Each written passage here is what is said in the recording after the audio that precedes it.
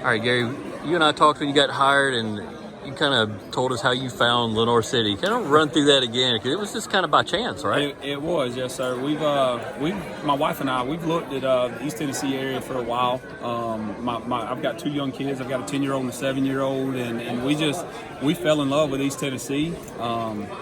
And we come up here, we vacation once or twice a year up here, and we've looked up here the last few years. I came up here last year and interviewed at a couple places. I interviewed with Coach Gaddis. It was at Oak Ridge. I interviewed with Coach Shad over at William Blount last year and didn't feel the timing was right ultimately, so we decided to stay put in Alabama. And then after last season, our head coach in Alabama came to us and he said, well, guys, I'm going back to Florida.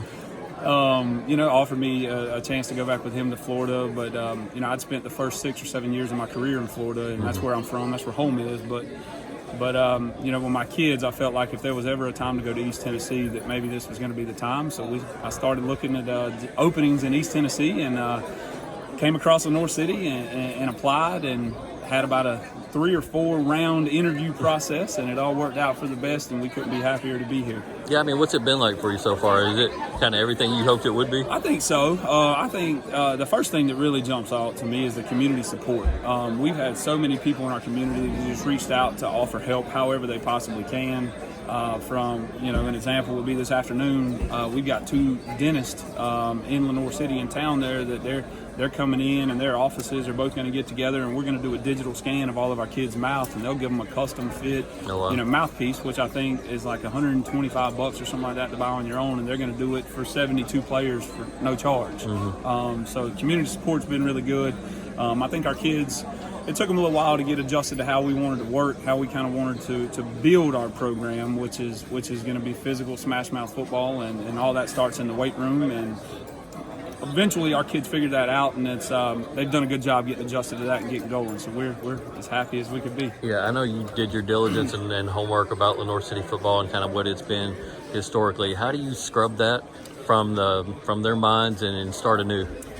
I think it's all a mindset. Just like you said, you almost have to kind of go in and change kids' minds because, playing a sport, you want it to be fun, but at the same time, I'm smart enough to know that winning's a lot more fun than it is losing. And so eventually you can only take so much of that before you start to lose the fun, before you start to lose your passion and desire to do that. So, we've done a lot of culture implementation to where we're trying to do that. We're trying to change the mindset because we want our kids to understand adversity is going to happen. Right? I've coached about 8 or 9 years of football, and I haven't been in a game where everything's went our way yet. I'm still waiting for that to happen.